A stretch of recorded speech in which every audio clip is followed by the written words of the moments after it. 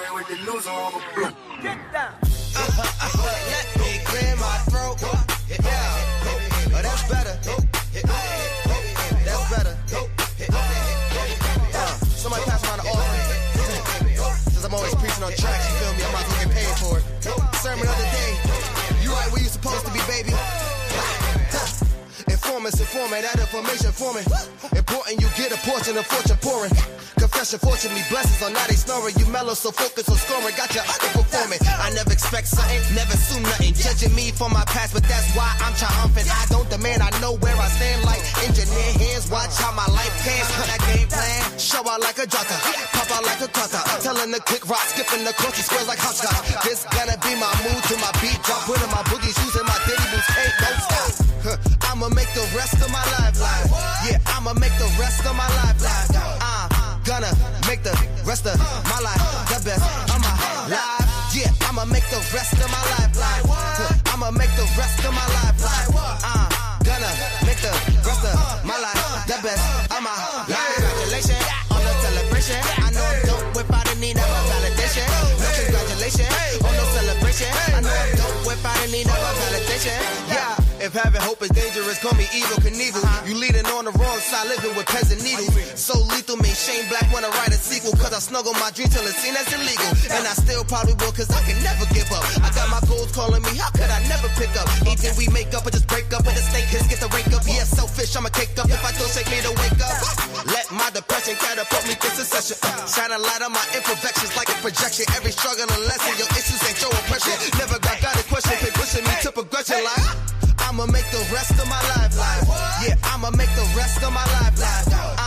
Gonna make the rest of my life the best of my life. Yeah, I'ma make the rest of my life live. I'ma make the rest of my life live.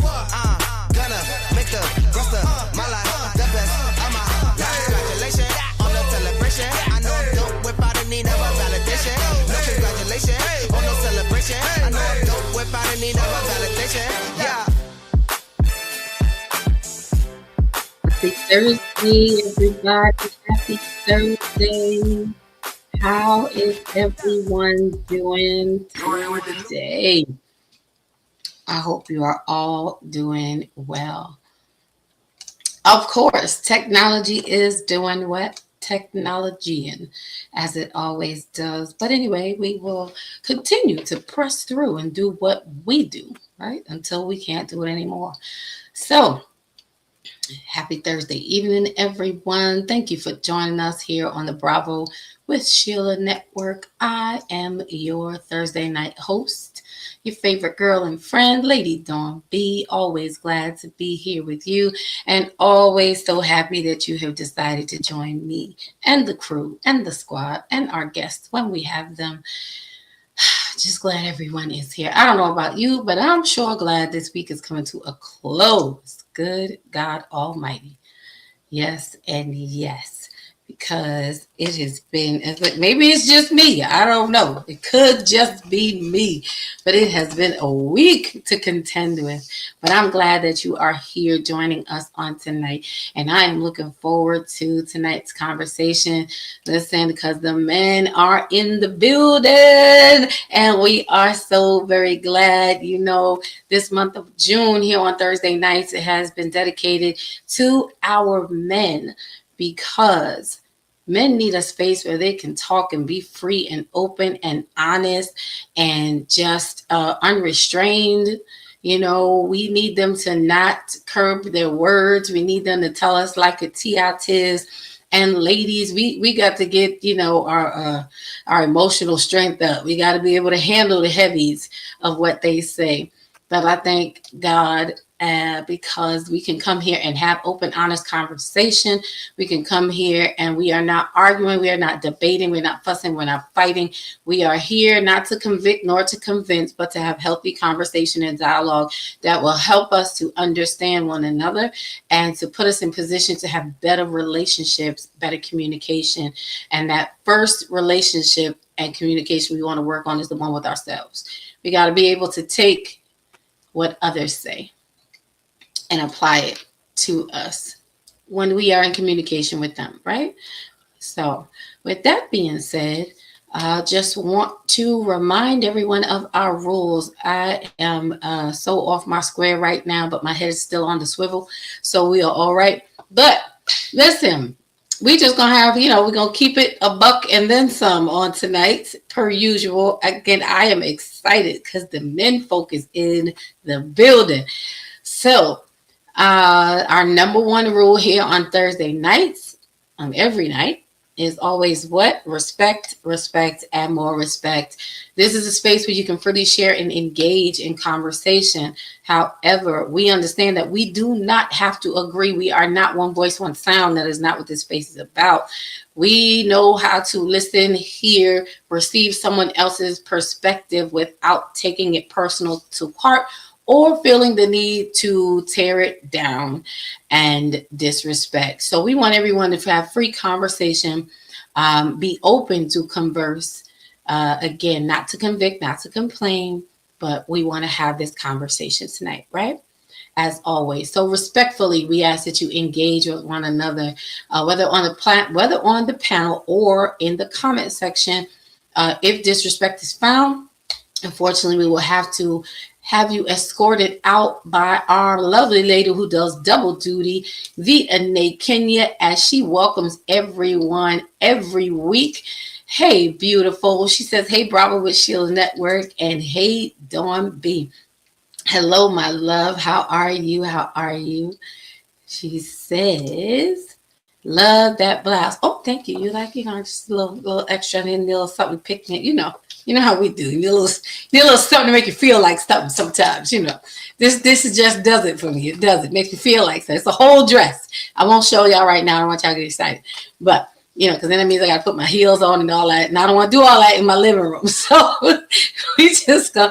But thank you. Thank you. Thank you. You know how we do up in here. Appreciate you. And again, Anae welcomes everyone. She is our amazing moderator, who is the greatest to ever do it in these YouTube streets, but she is also security and will escort you out if need be. So with that being said, we want to keep her on the moderator side. We want to keep her, her hands are usually full with, one particular person. We're not going to mention no names, but they know who they are,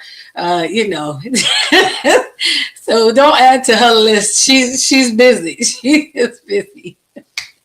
So those of you who are up in the expensive seats in the silent section, we want to say hello to you. We see you. We know you're there. We invite you to come on down, climb into the comment section. It is safe down here. I promise you. We want to hear from you. Your voice counts and matters. And let's see who else is in the comment section before we get into this conversation. Oh, I'm so excited. I don't even know what to do it myself, Let's see. Of course, you know who he is. My honey bun, Big Clay's in the building. He says, hello, everyone. And he says, hello, honey bunny. That's me. Hi, honey bun. Thank you for joining. Sometimes he'll pop up on this side of the screen. We don't know. We'll see how that goes. And of course, my sis, Denitra, I'm going to get my life together real soon because I'm getting there. I'm getting there. Denisha, the soft life strategist. You know her. You love her. An amazing woman, person, human being, poet, creative, all the things that she is. And she will get you right. Okay. She says, good evening, everyone. Good evening, sis. Good to see you in the place. So before we go any further into the conversation, again, tonight we're just having real talk with the Men's Lounge, and the Men's Lounge is a space that we've been building and working on, which is the platform for the men to come and speak and share. But I'm usually the only estrogen that is up on this panel with the testosterone, and that is intentional because something happens when men speak, and we want them to be able to speak their mind. So tonight, I felt like I was getting ready to do it, but Coach ain't here, so I'm not going to do my favorite spiel.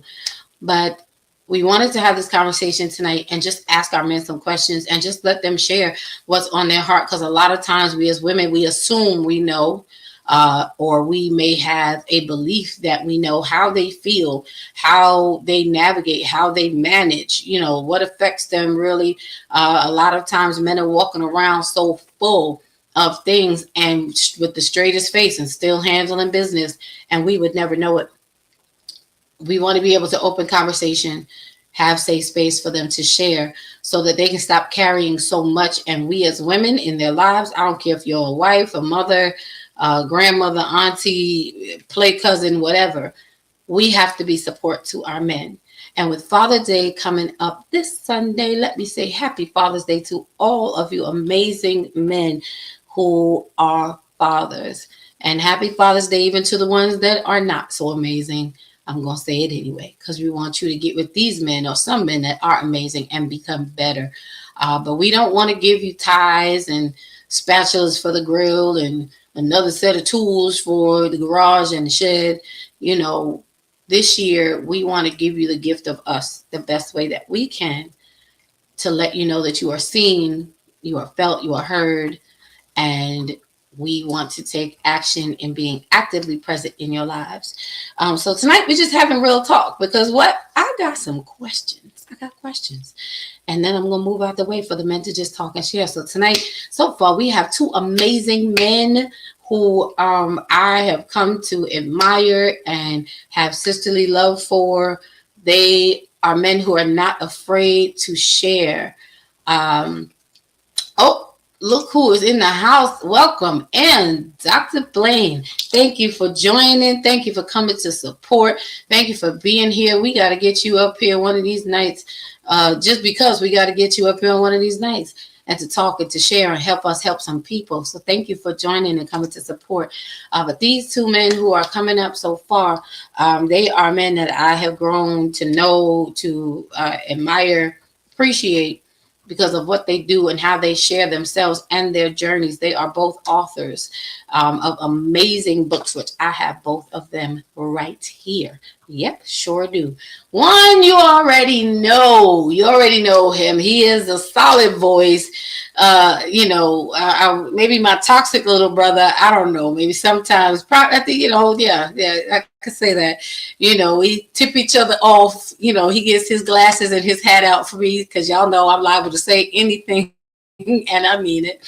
But you know him, you love him. He is all the things and more. That's right. Our very own Coach Courageous Vulnerability, aka AJW, the poet, who is the author. He's in the building. What's good, bro? How are you today?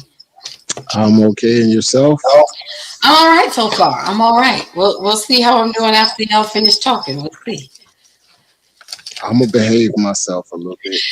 Please don't. Why? We not here for behave. Oh, I'm sorry. Yeah. They can't kick me off this side. I'm about to cut up. No, I'm joking.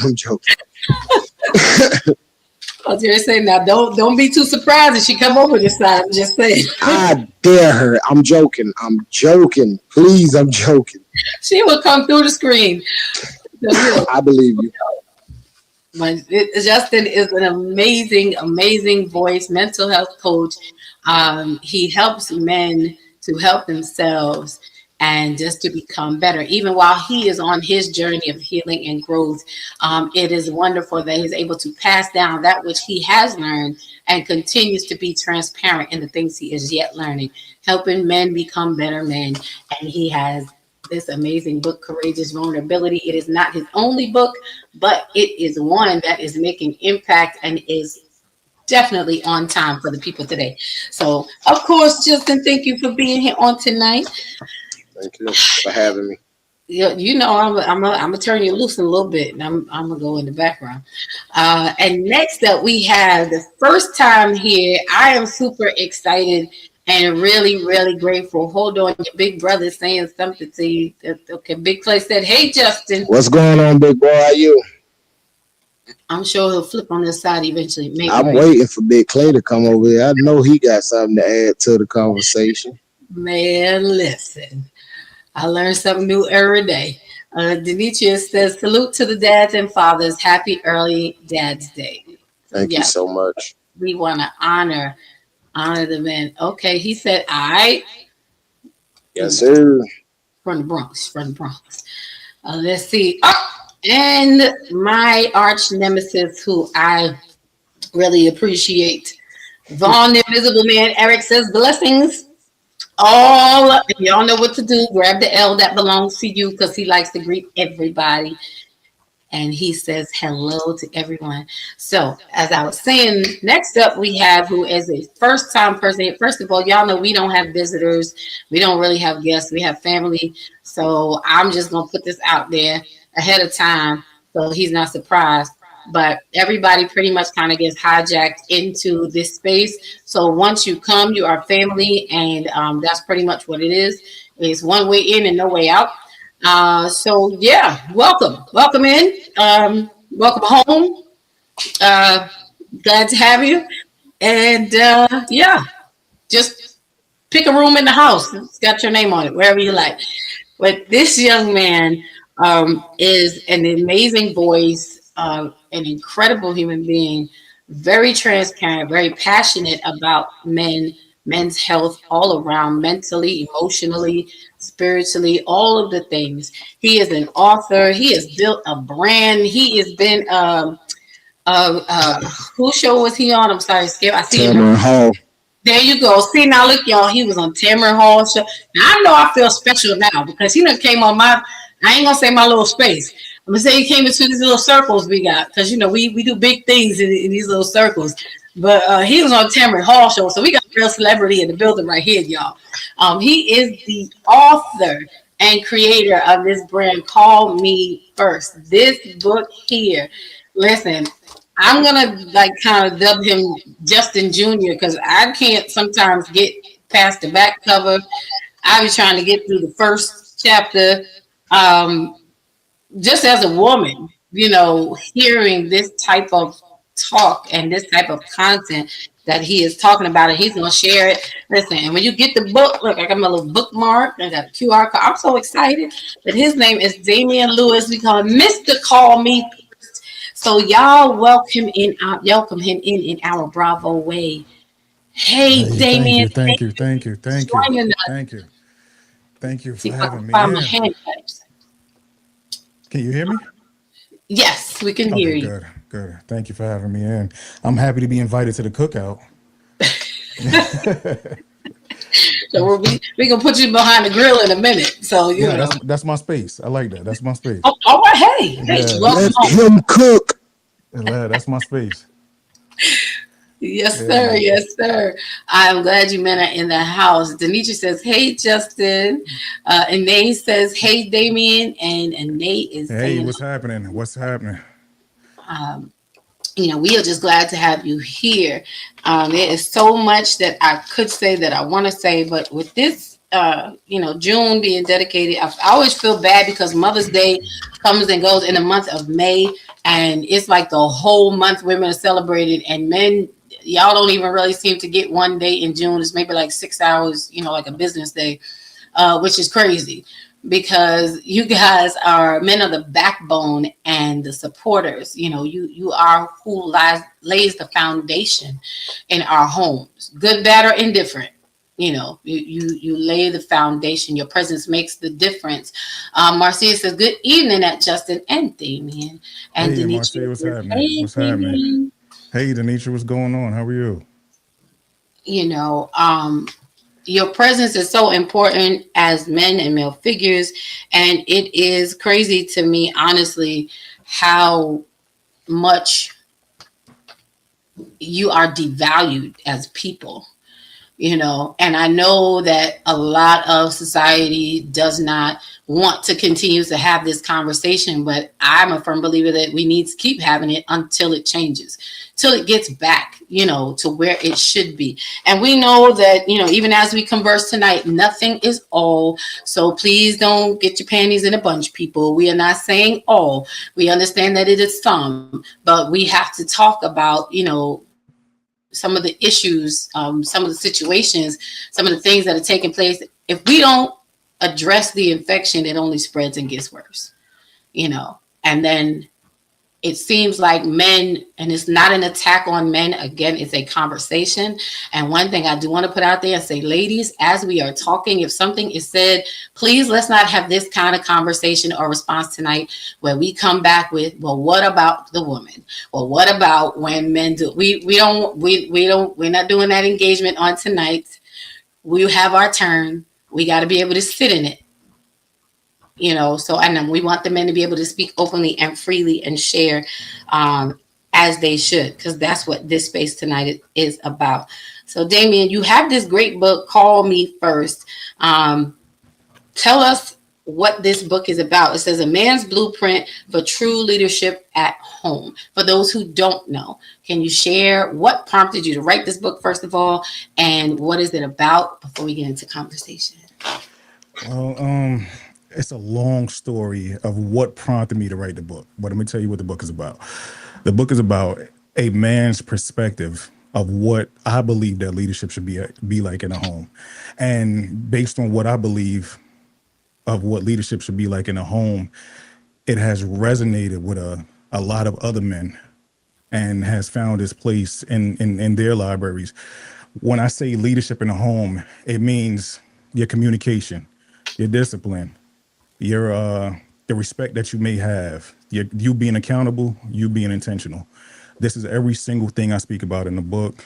And with that being said, it is a blueprint. And when I say it's a blueprint, there were actual lessons, actual events that I went through personally inside of that book. Went into it not knowing what to do and came out of it with a blueprint that I'm able to tell other men what to do when they may get in a certain situation. As far as the reason why I wrote the book, I didn't grow up watching perfect male leadership. I probably didn't have a lot of, examples of male leadership. And my thing was, when I made the switch to become the leader that I decided to become, I realized that if I were to be taken out or, my time comes, I got 2 sons. Who's going to show them? Who's going to tell them? Who's going to give them direction? And the people that I was around wouldn't be the right fit for them. So I decided to put it in a book.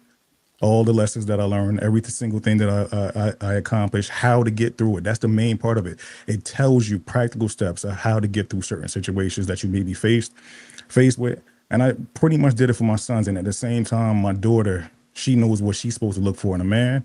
And me writing it for my sons, at the same time, I said, listen, let me pass it over to other gentlemen that may be able to learn something from it. So that's pretty much it. Thank you. I love that. And Anae has posted where you can purchase it directly. And I promise you, thank you. It will bless you. It's going to keep you. And if there's other information, another avenue that you want people to go to purchase, okay, it's directly from your website. All right, yeah, because we want to keep the dollars flowing in the right direction. We want you to I wasn't going to say the other place. I wasn't going to say the other place. It's okay. Listen, we not TikTok, so you free here. Okay. All right, got you. You free. You're free to speak. You're free to talk. You're free to share. But guys, it is in the chat where you can purchase the book, and I promise you, go get it. I didn't just buy it. I bought it some months ago, and I had planned to bless my son with it. And I said, let me read it first, because I realized as a woman, guess what? I grew up with an imperfect, and I really despise the word perfect, because perfection does not exist. It doesn't. I'm a God's girl, so you're going to get some Jesus every time you get me. And in my experience, what we deem as perfection, we hung on a cross. We didn't know what to do with perfection when it came. So I was raised by a man who was flawed, who had issues, who, was still becoming himself and having to unlearn some of the things that my father did in raising us, and teaching us as best as he knew. There's some things that I had to unlearn to not look for and not accept, in a man, in relationship and in leadership, that I didn't know that I shouldn't. Because they say, girls go out and look for someone who's like their dad, and boys look for someone who's like their mom. I feel like in some ways we need to start detaching that from our culture, because everybody doesn't have, like you said, that great example of what that's like. And it's going to change. The perspective of leadership is going to change as culture changes, So you guys go grab Damien's book. I'm telling you, it's going to bless you and help you tremendously.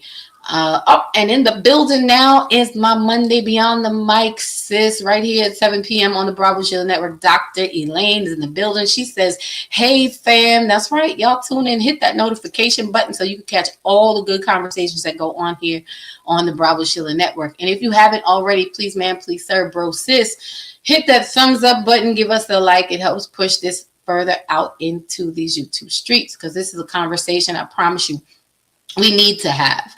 A lot of people who are not ready to do the work and who want to stay stuck are not willing to come into these spaces of healing. So I'm never surprised by numbers. I don't get excited by big numbers. Actually, what excites me is the lower numbers because it makes it more personal, more intimate. And these are people who really come and want to do the work, you know, who are really at that place of being pliable and want the change that we often complain about, whether it be men or women, you know. So we appreciate you tuning in tonight. And Nate says, happy Father's Day. And Dr. Blaine says, come on, that lady. Okay, create that safe space. I love it. Ma'am, that is what we do over here. Okay, if nothing else, and Justin has been here for a long time, and everybody else did tell you, I don't play about that. And I'm particularly sensitive when it comes to our men because the motto for us on Thursday nights when it's the men is something happens when men speak. And the reason why some of us are stuck is because our men have been forced to be silent because we overtalk them and don't make it safe for them. So we don't play about that safe space over here. We mean that. Denisha says, great book currently reading. All right, see? And Dr. Blake says, I've referred both books to my clients. Yes, go and get them both. Thank you. Men are writing. Like, that blows my mind. I'm going to big y'all up every chance I get. Be like, my brothers are writing because that is so unusual. You don't find that. So the courage that you both came to have to write and to share needs to be commended. So we hope that this conversation is eye-opening again. And ladies, let's lean in. Let's learn different. You know, we how will we know to do anything different if we do not lean in and hear different? Hear from our men themselves. Because women, we can come up with an ideal of how men should be, you know, and I know that has to be a hard spot. I'm sure you can both relate to and sharing, and I'm gonna yield my mic to let y'all do so. It's that comparison that you have to fight against what a woman's thought of what a man in leadership should be, or what it's like. We don't know what it's like to walk in your shoes, but yet we create this whole picture, right? I'm like, tell me if I'm wrong. We create a whole picture of a superhero that you're supposed to be that was never a part of your makeup at all, right? So then we're holding you to a standard that has nothing to do with what real leadership is. And so, you know, we want to hear you share on that. But one of your other brothers is in the building. I'm going to bring him up. Big Clay says, I need that book. Very inspirational. You got it, honey bun. It will be on its way to you. For sure. Thank you. Absolutely. Listen, we got, you know, I call him the voice of God, but our brother, yeah, anything he says, feel like God is talking. But he is another just wisdom wrapped in human flesh. So this stage tonight is heavy. So come on up, move, say hello to the people. He said it was How are you?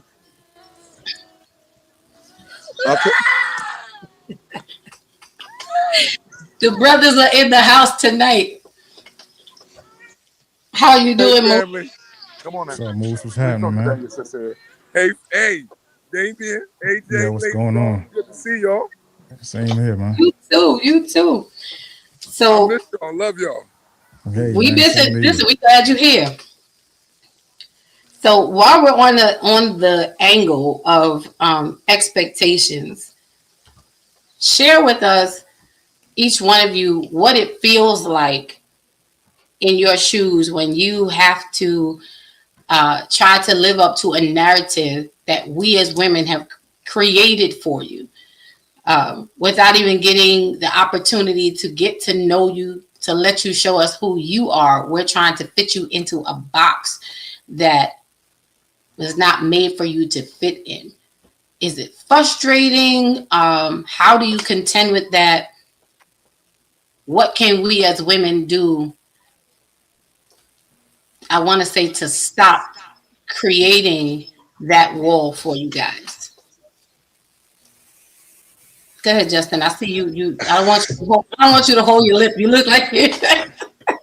So I guess I don't necessarily. I think some level of expectation is good, because it can tie into a standard, but the expectation that I'm supposed to come in, husband hot and do everything and prove myself to somebody that may just want to go out to eat is baffling to me.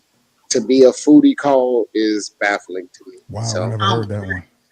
I'm crying. He said a I've never foodie So- heard call. that one. yeah, That nah, me? it's Google it. It's a real thing. A foodie call is a real thing. Yeah, I gotta write Um, that down. Yeah. So yeah, the expectation of being of Foodie. having it all together, being perfect from day one, of knowing everything, and to the expectation where I can't be a complete man unless I can mind read is terrible to me. I don't want anything to do with it.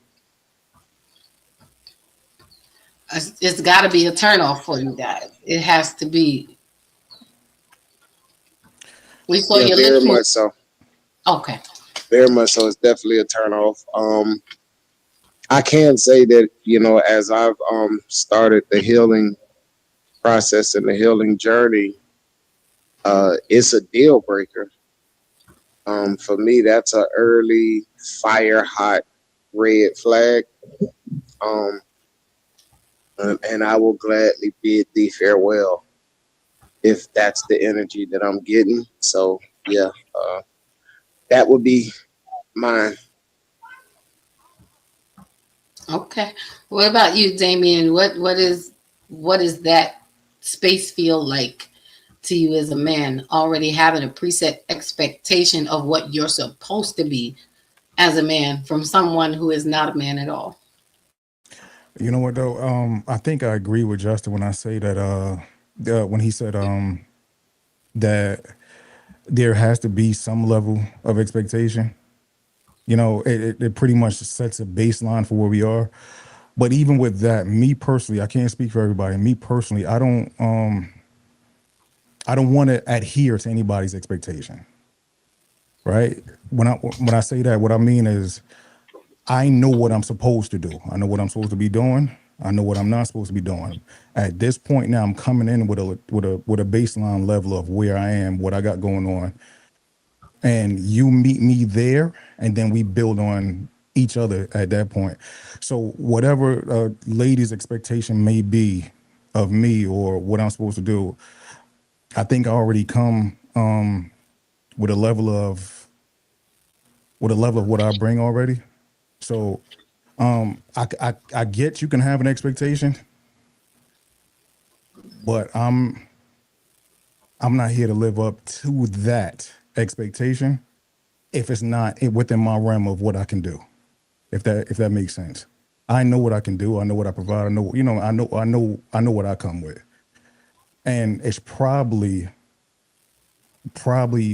a higher level than you were expecting anyway. So this is how I feel about that. I love that. I love say it with your chest, sir. Yes. It's probably a higher expectation of what you expected anyway. Like you have yet to contend with this level of man. That's your, in other words, that's what it's giving, which I love and appreciate. You saying that because I think we as women, we have become prone to cookie cutter expectations, and not healthy ones. So we don't even give you the opportunity, to show us who you are, because sometimes that forces us out of our comfort zone, and now we got to come up, instead of keeping you boxed into this cage, Yeah. so to speak, of lower expectations. I like to appreciate that. All right, Damien, listen, said something here. Come on, Moves. What say you? Well, for any woman who wants to put an expectation on what a man is without knowing what a man is because she's not a man herself, let me put an expectation on her what a woman is. And she better meet everyone. Because at the end of the day, the last time I checked, men don't go around trying to figure out what a woman is. I don't know what a woman is. I just know what a woman feels like to me. But I don't know what a woman is because I ain't a woman. I don't squat when I pee. I don't need nobody to help me bring groceries in. I can lift the next man up over my head. So I don't need a woman for all that stuff. What I need a woman for is how she treats me, right? So like my expectations are within that realm, and yes, you do need some healthy, good expectations, but I'm not about to sit here and tell a woman how to be a woman. She better go find another woman to tell her how to be a woman. And even as dads, I think we tend to tell our daughters what is ladylike, right? Like we want our daughters to, be proper, dress modestly, things of that nature. And a lot of that is in protection anyway. But that's neither here nor there. I'll be nice and say, Brother Justin said something a long time ago that he want to be treated as a human being. So for the women that have expectations and want to do all that thing, just look at me as a human being. If you can see me as a human being, then we good. We gravy. I think then the question comes it's now, hard to come how back. does she treat a woman? How does she treat a human being? That comes next now. How does she treat a human being? Hey, you know what? She's going to, when I was growing up, I learned that you treat people how you want to be treated. That was something I learned growing up. For some reason, it seems to be missing in today's world, even amongst relationships. I don't know why, but that's the simplest thing. Treat the person how you want to be treated. Once we clear that, and that's it, and you come at me a certain way, then you telling me that's how you want to be treated. And then I can sit here and say, do I want to be with this or not? Because I'm not going to treat you like that. I don't want to treat you like that because as a man, I got my code. I have my boundaries. I have my level of expectation for myself. So, it's a lot of things, but I'm learning. You know why I'm learning? Because I first read Courageous Vulnerability. Then I had to step into Call Me First. Right. You had to do You had to find your pattern. You had to find your pattern. So I'm learning. So I love y'all. I'm ready for the next question. I could dig it. All right. Listen, I love that. And I just want to add that I think in answering to your question, like how do we lose that treating each other as human beings? I believe it's a lot to do with how we were raised, because we have this culture, society thought of being the princess, and the expectation is that Justin got his glasses. It wasn't even me this time. I'm glad it wasn't me this time. I'm behaving myself tonight. I'm just here for ambiance, for decoration. That's all. I'm really just here for that. This is y'all, because I think it makes I a put them on for Moose. And that's what I said. It wasn't for me this time. Yeah, it was all. It wasn't even for me. I'm just doing it for Moose. It was as if Moose was putting them on himself. Cause yeah, hey, I'm gonna be quiet. I'm sorry. No, you're good. You're good. But I in short, I think it has a lot to do with this mentality of women being raised to get and expect the princess treatment, but never being taught the balance of how to give the king treatment. It's the expectation of I am the prize. I'm like, and you may be the prize, but the man is the gift. Or if you want to say I'm the gift, well, then the man is the prize. We each got to be something, and that will help us to treat each other as such in my eyes, and I've said this before, what we as women were not taught is really what goes on behind the closed doors of even being a princess. All you see is when she comes out and she's beautiful and waving and everything is together, and people are, the appearance. But you don't see the work, the classes, the training, the mentoring, the development that goes on behind those scenes. And we as women have missed a lot of that to be able to teach us how to be a princess that is later on going to become a queen as we grow and mature, to stand behind that man who's a king. So I think that a lot of that has to do, and that's just Dawn speaking. Can I say something? Absolutely. I guess my question would be, though, for the ladies that go by they subscribe to the thought of they're the prize and they're the princess and things like that. My question would be, who are you the prize to at that point? Who are you the princess for at that point? Good question. You know what I mean? So, and I don't say it to be a combative thing, but the thing is, you may feel like you're a princess. You may feel like you're a prize, but are you a prize to the man that you want? That's fair. That, you feel what I'm saying? Absolutely. So you could walk around with this self gratifying title or whatever it is. If you are mature enough, the man that you're attracted to, the man that you want, does he see you as a prize? I'm not saying that he can't, but are you presenting yourself as such to him for him to feel like that? You can't go tell him you're the prize. What he values as a prize may not be what you're offering. And you know what I mean? So absolutely. Yeah, that's just my thought on it. I don't want to go, Lady Dawn, I don't want to go take over your stuff. Go ahead, do your thing. Listen, I told y'all I'm just here for decoration. I'm just glad y'all here. This is what we come to do. This space, we come, Justin would tell you, Moose would say, we come to have very real conversation. At 8:30, it always goes left. We don't have to wait till 8:30 tonight. We could just go straight forward. We try to play nice until then, but it becomes after dark at 8:30. It just goes left, and we don't have to. No, that is a very important question. A very real point. And a lot of times, and I'm saying it as a woman, we need to hear it from men. That is a great point, because sometimes when we talk as women and we say that to each other, we then, back it up with something very gingerly or something to kind of soothe or, not be direct. It doesn't cause us to take that point seriously. It's like when misery loves company and we are, trauma bonding or commiserating together. No, you made a very, very good point. Who are you the prize to? And is that man that you want? Hey, Dawn, could you enlighten us, the men here on the panel, a little bit too, though? When women are saying that they're the prize, what is it that they have that they're saying is the prize? Oh, Lordy be. Well, now on this earth, it depends on the woman, but I will say in my experience, not talking about me personally, but in my experience, my friends that I have heard use that term, here, Justin, go with the glasses. Truth be told, it's usually materialistic things or some type of physicality.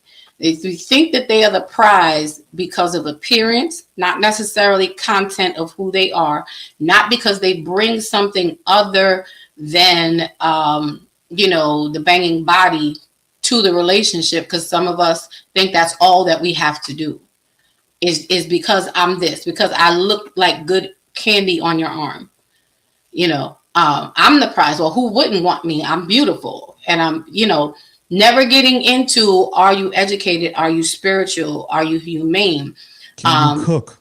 Right. I was getting ready to say, can you serve well? And I know a lot of people don't like that word, serve. Big Clay doesn't like when I say that. Can I cater to you? Can I care for you? Can I show up? Do I make the safe space for you? We don't include those things a lot of times when we say we're the prize. Now, speaking and again, I'm going to get in trouble. I'm always in trouble, so it's okay. Speaking sometimes from the Christian perspective, we think because we go to church and because we have a God factor, that's what makes me the prize, because I'm a praying woman. Okay, but are your prayers effective? See, I'm a little bit, I'm a little extra. So women wouldn't think that I'm a girl's girl. I am a girl's girl, but I want us to be girls who show up and support our men, not damage them. So it's not enough for you to just go to church and be able to say the 23rd Psalm and pray a prayer. Can you pour into that man? Can you speak life? Do you know the words that he needs to hear when he has come home and he is beaten and broken? Do you feel him when he's coming down the hall, like he can get out of his car? And are you that connected? Have you made it and made yourself available? Like, that's a prize, to me, that when you can do those things, but not because you can wear your red bottoms real nice with your real pretty church hat, and your bounce dress. Like, that's not it. You can dress up a doll and look the same and get the same results, which is nothing.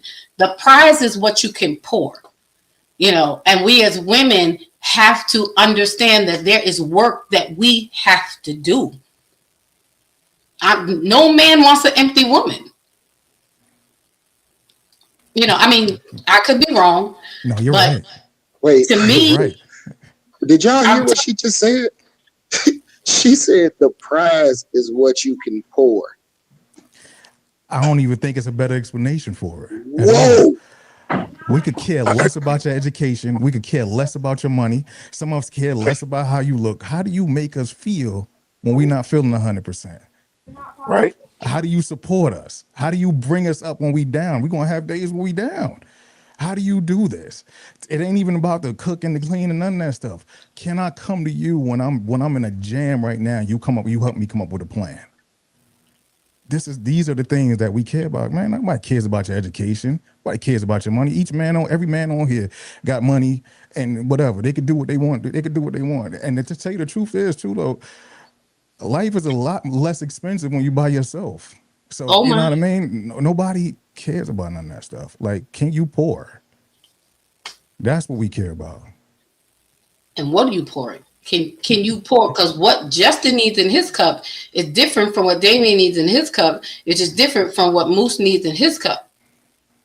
And I found out that being able to pour properly into a man's cup is the most major attraction and connection that one can have. Because like you said, you can get that pretty face anywhere. Yep, I can wear my 6-inch red bottoms too. They might be indoor shoes. I ain't doing it.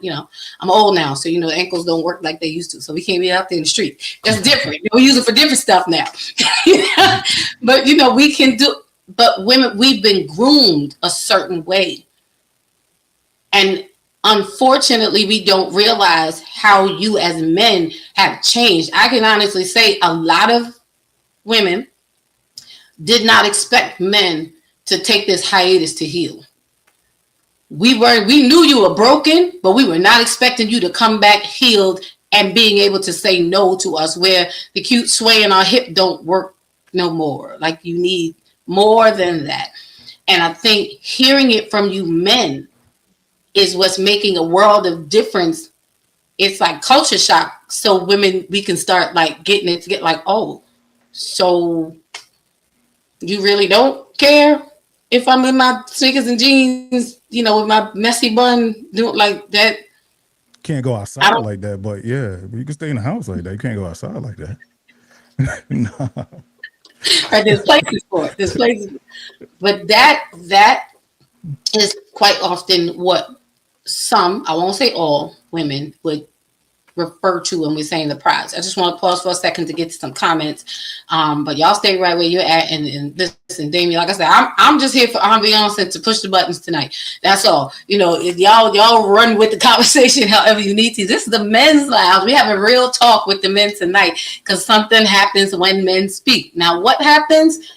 We don't know sometimes, but we'll find out. And Nate says, I've been open to discovering expectations I never knew I would enjoy. Right.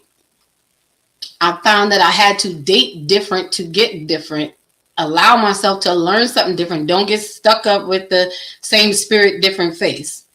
And, Improve yourself so you can qualify for something different. And then learn it. Dr. Blaine says exactly. A lot of women are asking for things and behaviors that they can't demonstrate themselves. Mm-hmm. Dr. Blaine says, say that, Damien. Big Clay said, soft. He's talking to me. That's when I'm a little rah-rah, he just got to, he's always like, I need you soft or just soft. And instantly brings me right down. Just, he ain't even got to say nothing else after that. I regress. You get more from us that way, right? Right, Justin? You get more from us that way, right? Absolutely. That's the secret. Yeah, for sure. That's the secret. Because life is hard already. I don't need no hard woman. All I got to do to experience hard is wake up and walk out the door. Shoot. And in the house by yourself is hard, because especially when you got kids and you was in a situation where the noise of your children, you don't realize how soothing that is until you are in a house by yourself, not experiencing it. You know what I'm saying? So yeah, I just need I need a little bit of peace. I don't all that other stuff, you know what I'm saying? If you get in and grind with me, beautiful. If you can support me in the grind, beautiful. I believe me. I don't know a man that is not trying to retire his woman yesterday if he can. But until we get there, the struggle will be less if I'm supported as we go through it. You know what I'm saying? Like, because it's not just one thing. You know what I'm saying? You got to get the money, but then the bills got to be paid. That's two separate things in a man's mind. You know what I'm saying? The lights possibly being turned off, that's a third thing. The car insurance being paid, the car note being paid, those are separate things. All of that is a separate thing, and it compounds weight on a man's mental. And then you get out there grinding to do it for a person that's looking at you like you ain't doing enough. You know, that makes it a little bit more difficult. But that said, I wanted to ask a question if you was finished, Lady Don. I wanted to come all the way from across the room and yell and say, preach!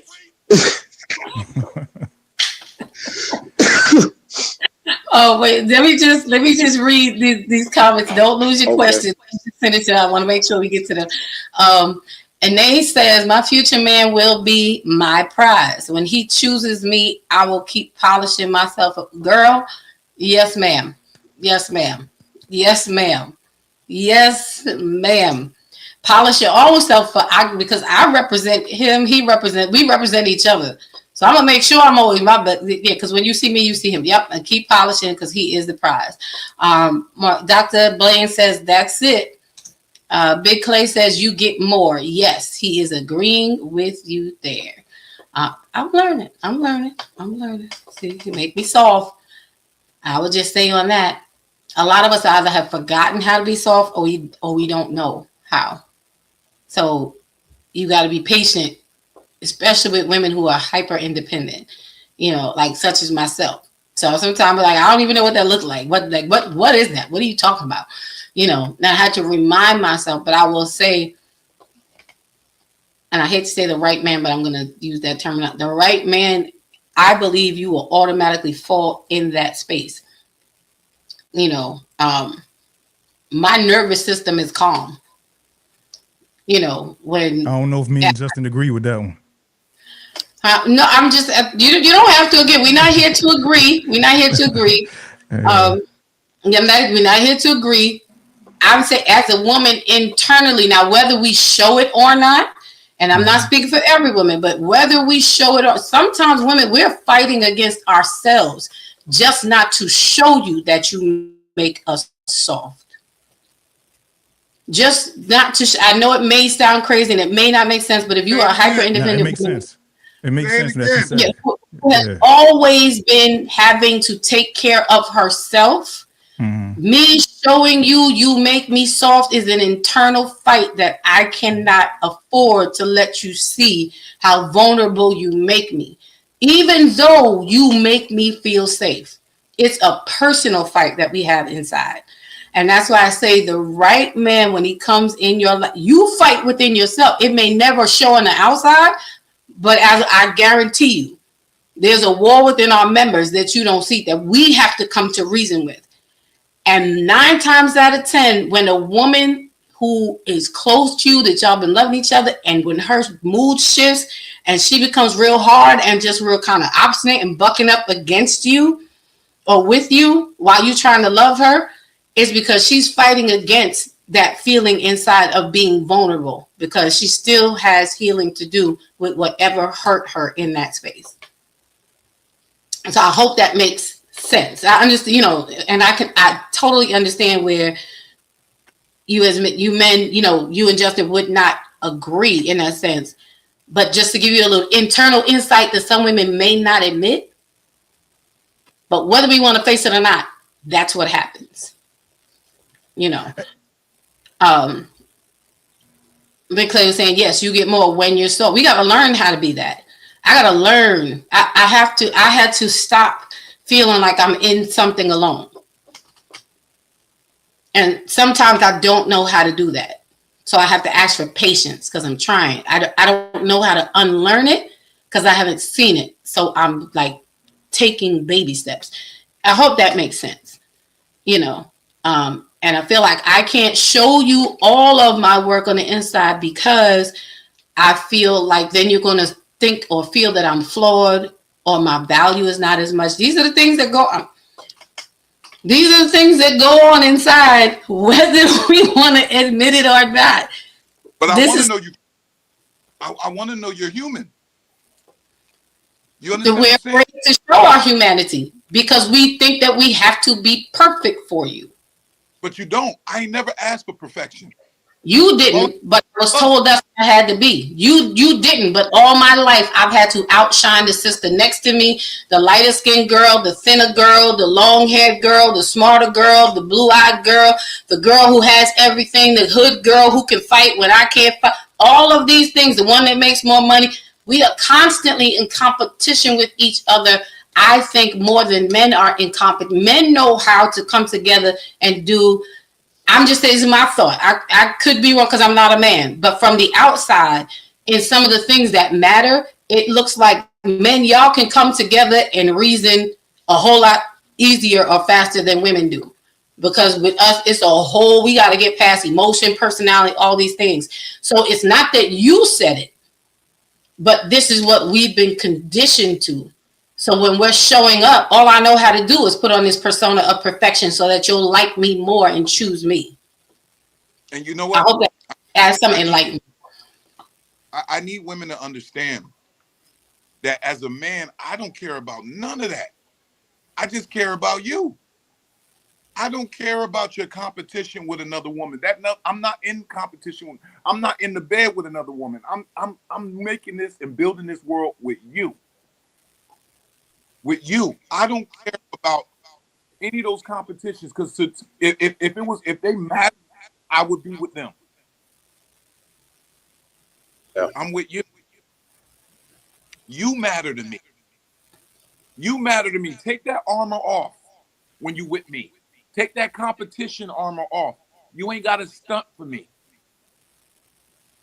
Yeah. I the way you are. Well, okay. Out there being fake to everybody else, and then you having problems. Not you per se, Lady Dawn, but I'm just saying women that are doing that. Y'all know I tell my business. I tell when it's me. Ain't no problem. I have no problem telling the truth because I'm trying to get it right, not be right. But what I will say to that, just to bullet point just for a quick second, is the mentality for women, some of us women that go along with that, is that it's hard for me to believe that you love the things about me that I don't like or hate. That's a conversation, Lady Dawn.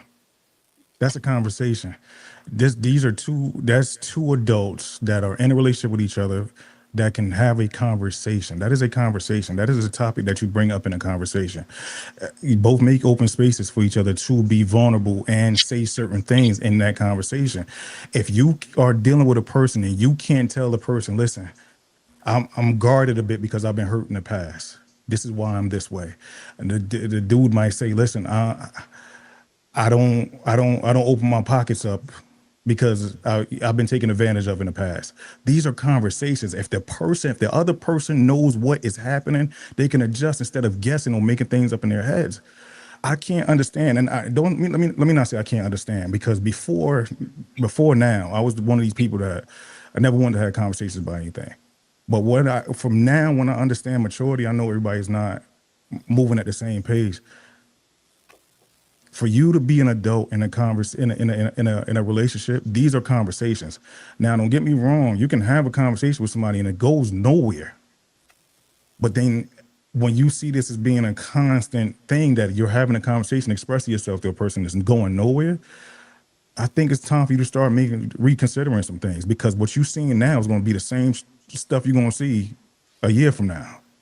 So you got to start making a decision. When you see some of these red flags in the beginning, stop thinking you're going to change somebody. Make a decision at that point. There's billions of people in this world. You don't have to be stuck with that one person if you just, just get involved with them. So I feel like knowing what a person is going through, knowing why the person is holding back or whatever situation, that's a conversation.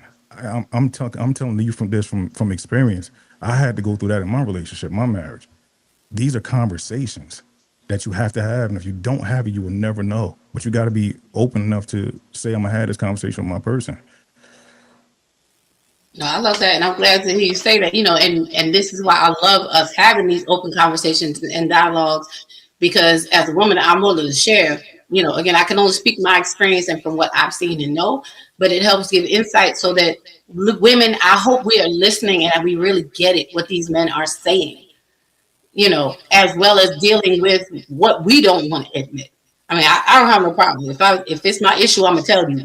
This is Dawn's problem, and I've done it before. I will tell you, because like I said, it's no way we can get better if we're not willing to be honest with ourselves.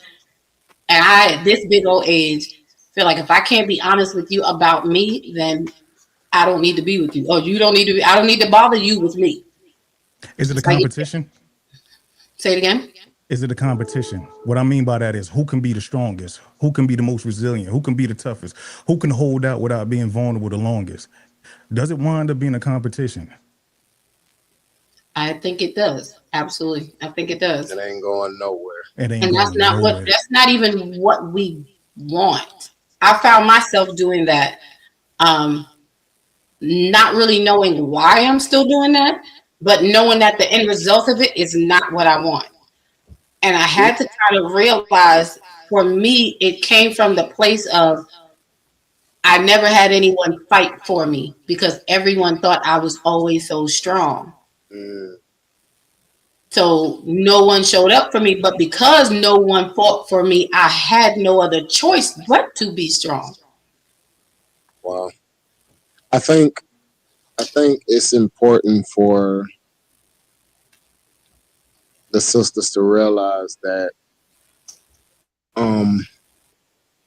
it is that vulnerable space that will allow a man to give you the things that you're looking for.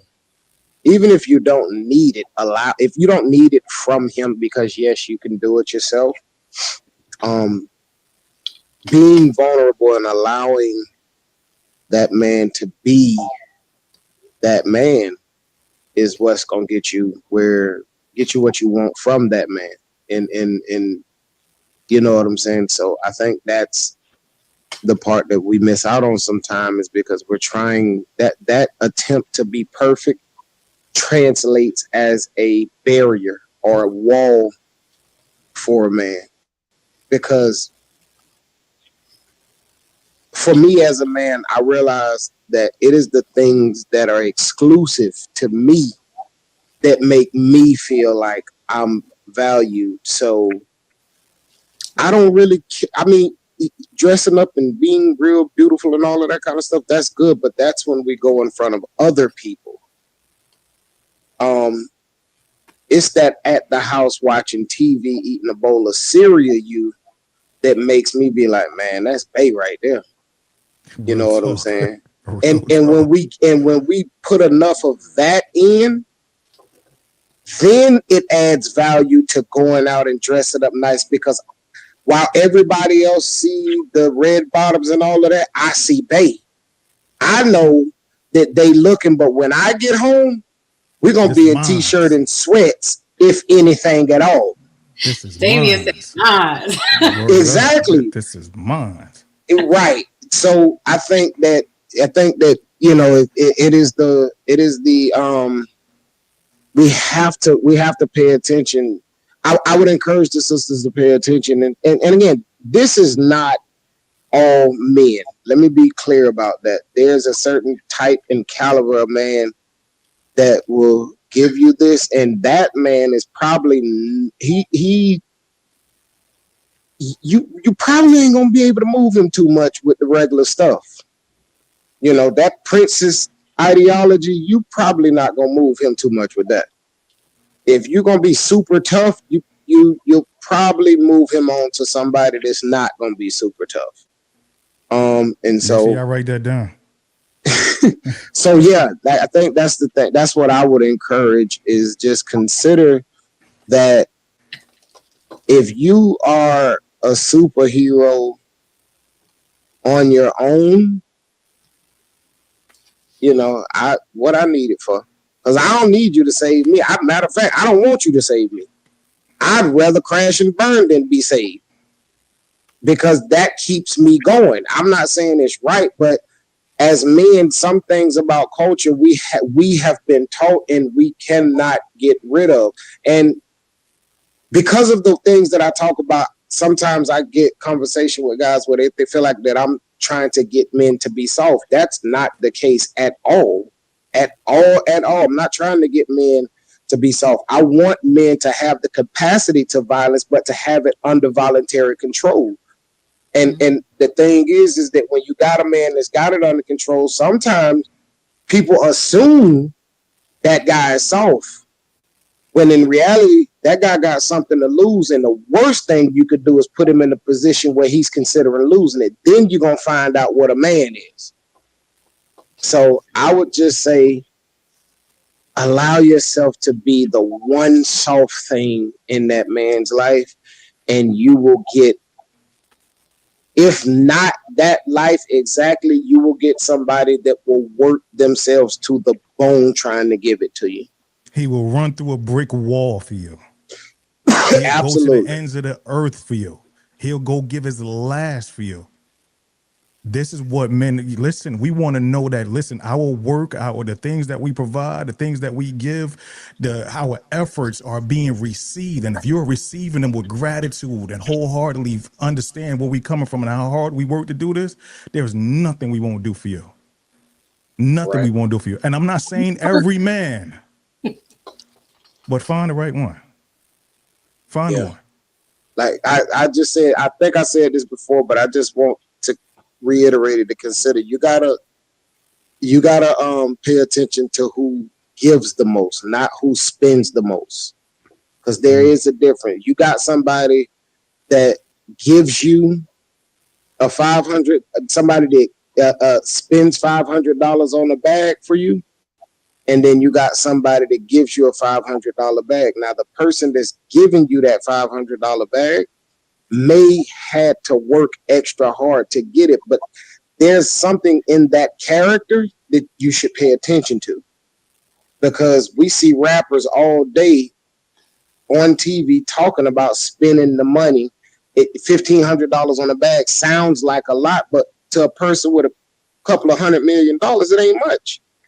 Right. So you just got bamboozled by something that's not really there.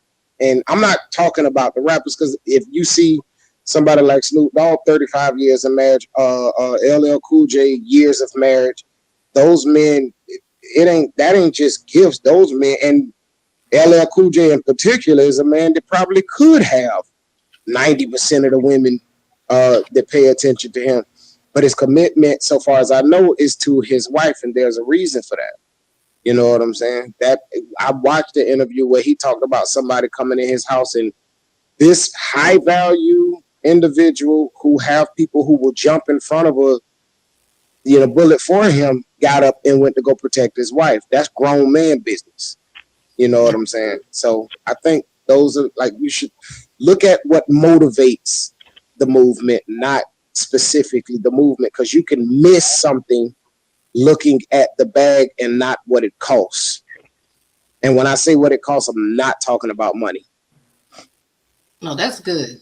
That's good. I hope we are leaning in, ladies, and listening and hearing. Something happens when men speak. You're already in this conversation, so you can't unhear what's being shared tonight. So it's going to make a change in our lives one way or another, and I'm loving this. I'm loving it. I'm loving it. I just want to read some more of these comments and then let y'all have added some more. Because Moose, I think he's ready to go because he's been over there quiet. So Big Clay said, be there for each other. He also says, learn from each other.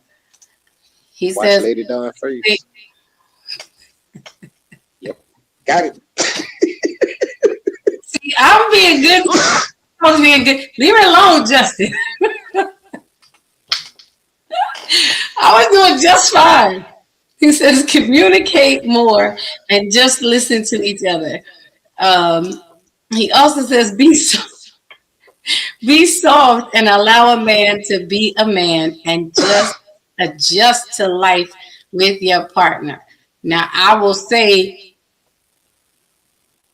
Big Clay, we have everything that he's speaking of. I will honestly say is stuff that we do. We do. We communicate with one another. We learn from one another. We learn each other, respecting, and that whole be soft. I never had anyone to tell me to be soft. Made it possible for me to be soft. So, so when you see my cheeks start, as Justin say, I start blushing. I'm trying to keep my professional hat on today, Justin. Leave me alone.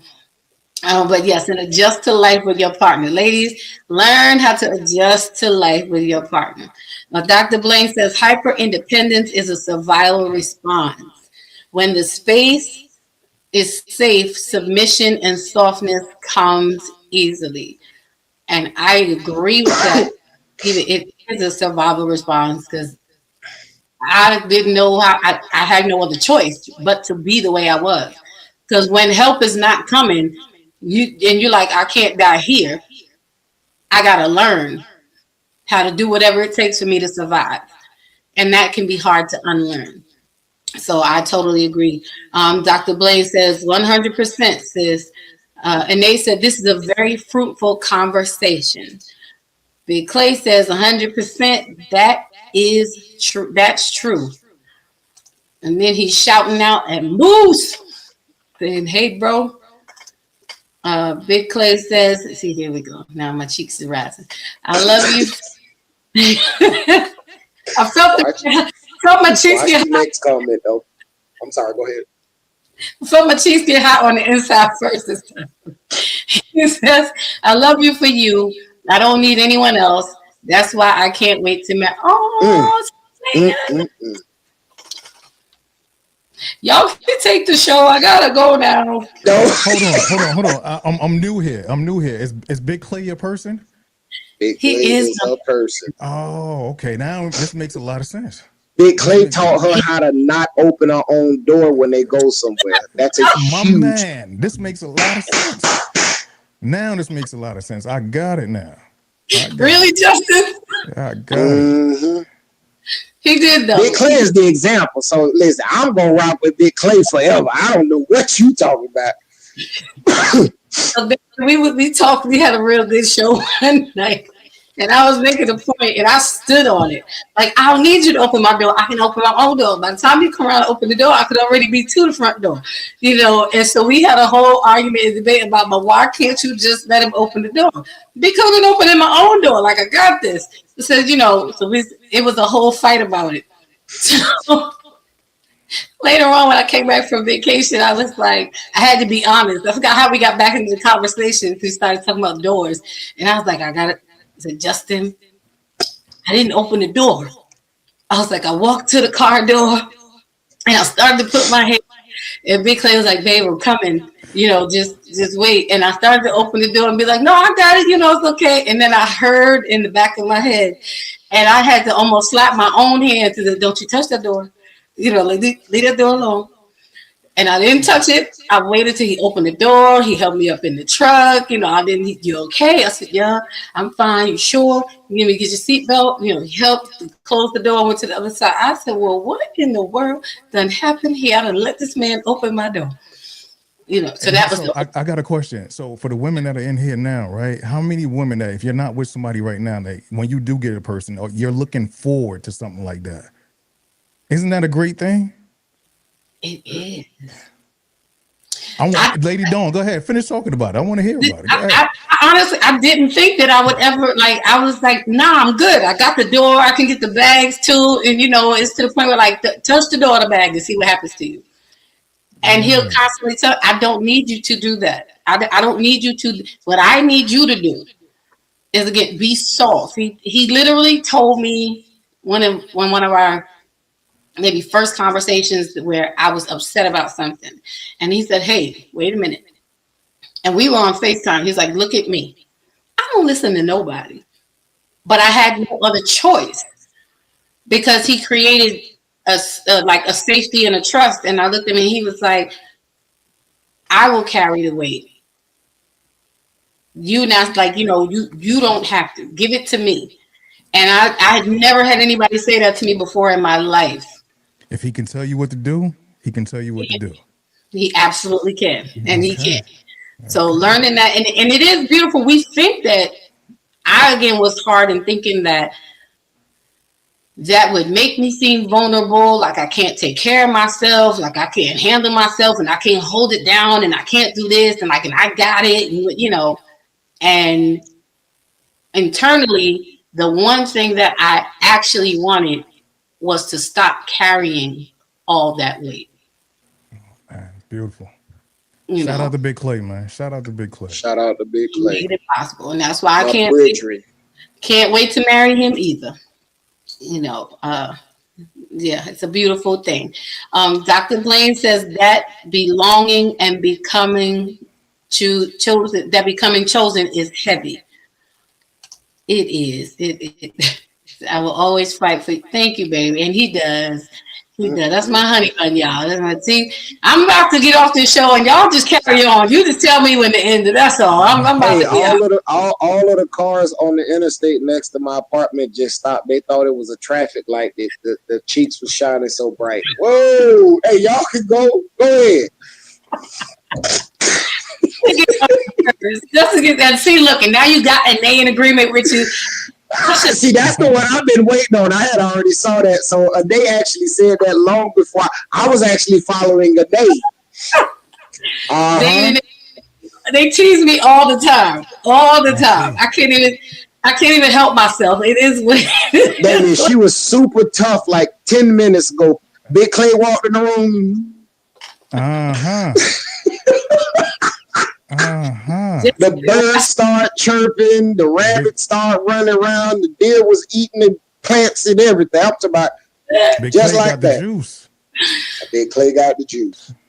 Just when I see we fighting at 3:00 in the parking lot, like brothers. So we similar fight. You can't fight me. That's Big Clay. Here's the thing.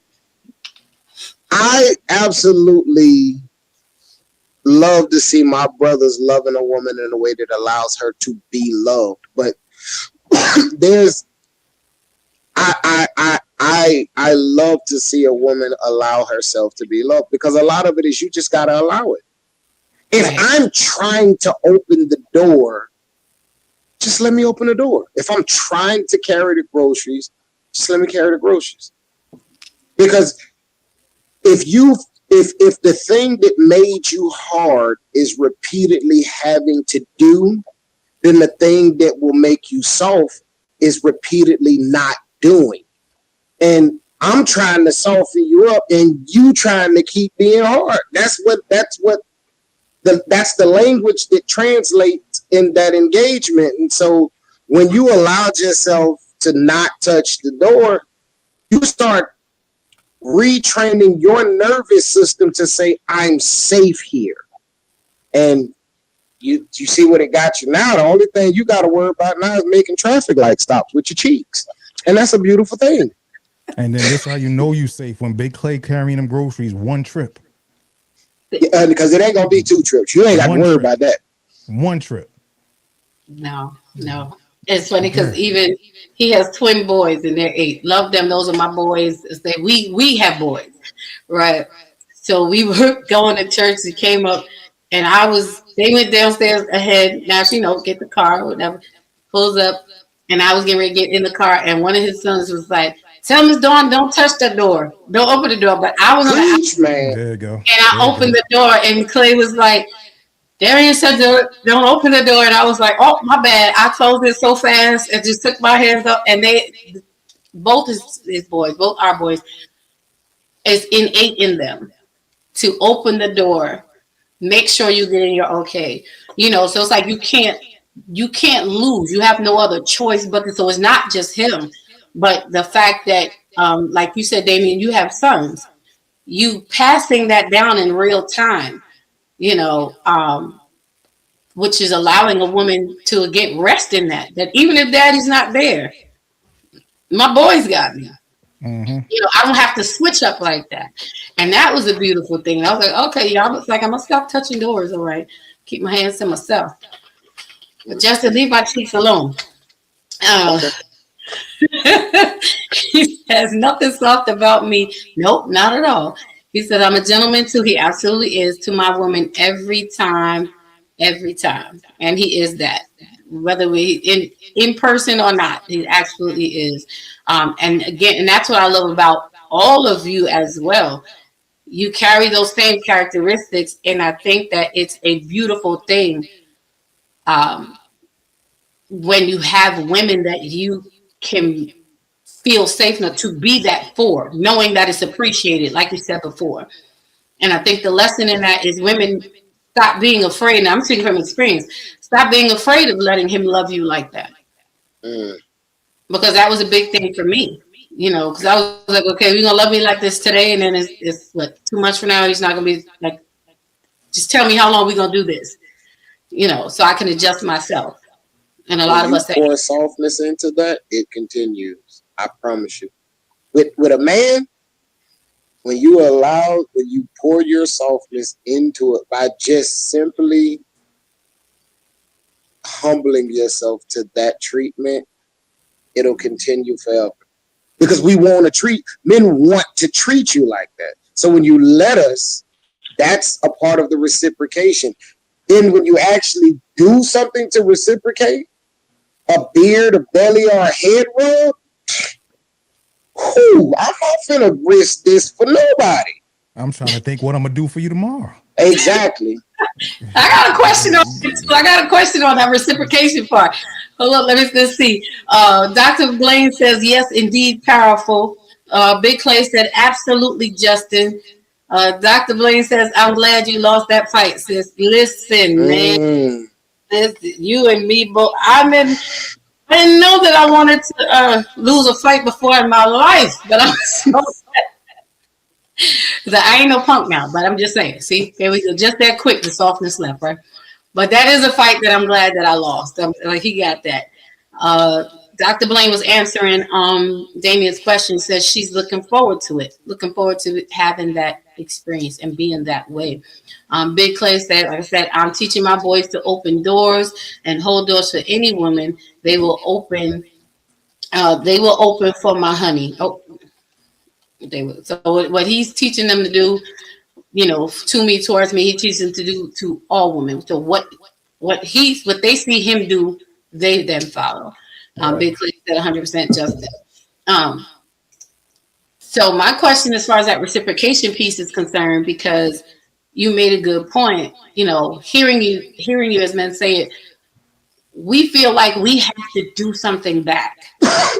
When you do those things or you treat us that way, I know I do a lot of times have a hard time just receiving.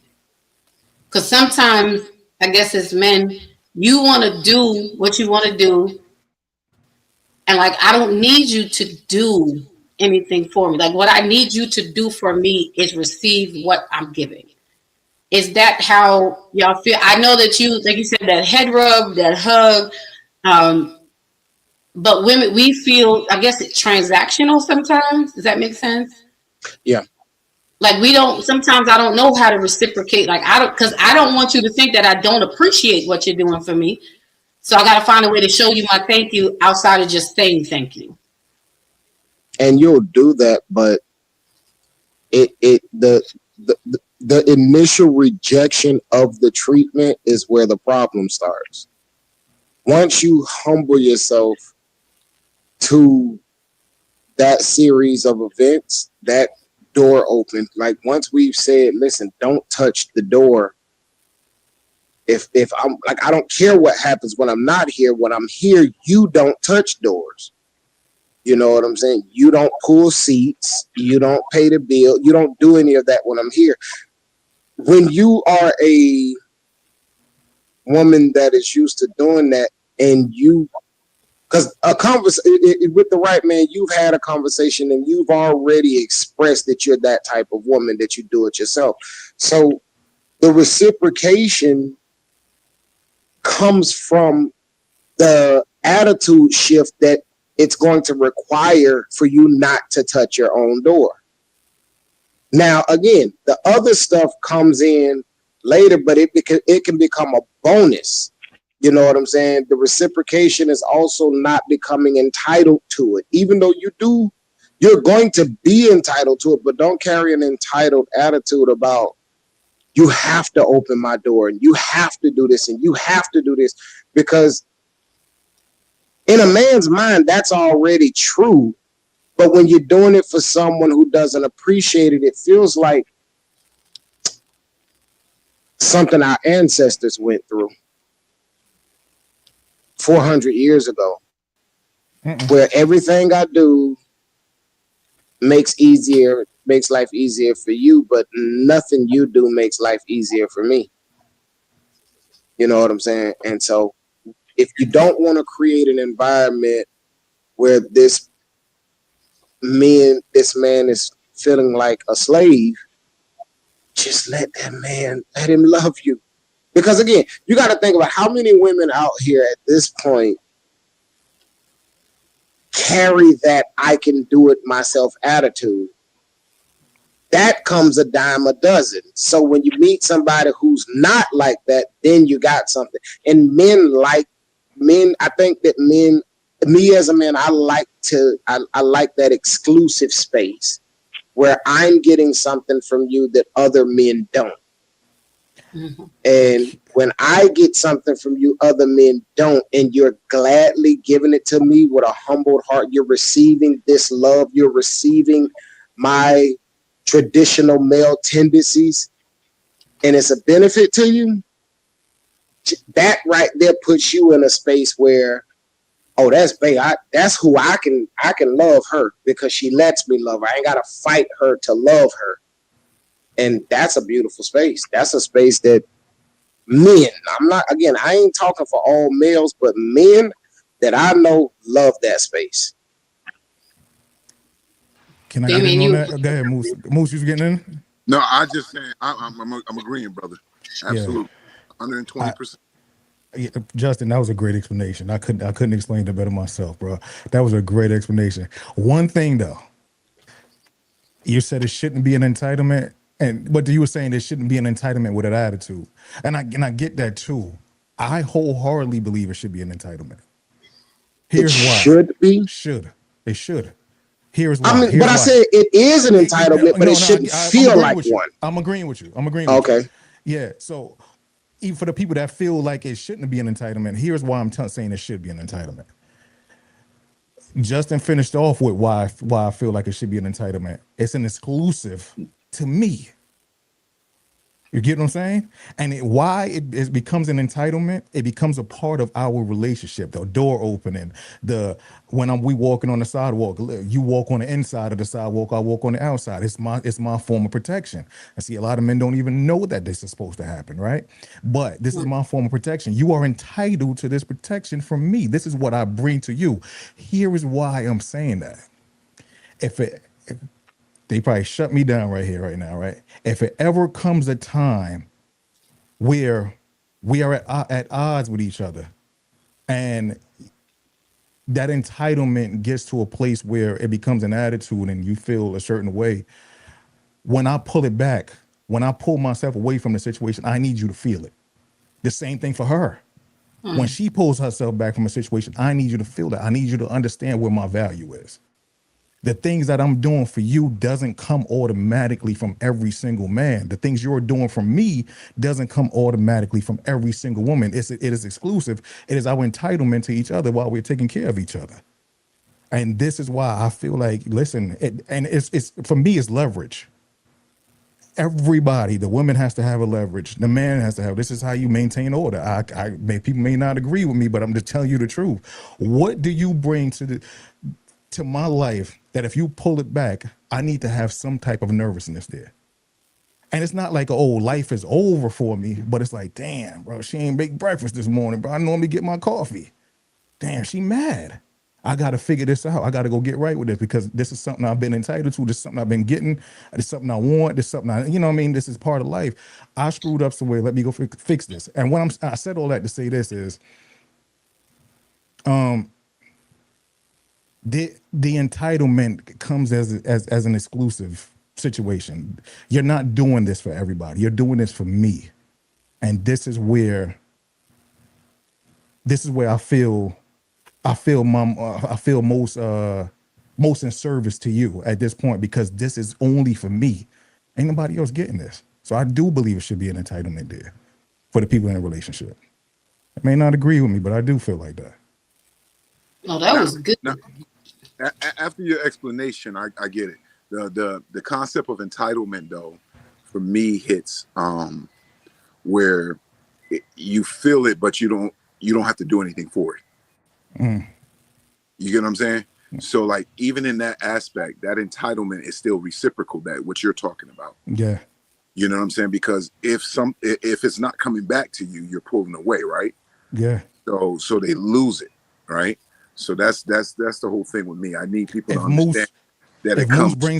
If Moose brings home flowers every Friday, and yesterday me and Moose got into a little disagreement, and Friday comes and Moose don't come with these flowers, she need to feel that.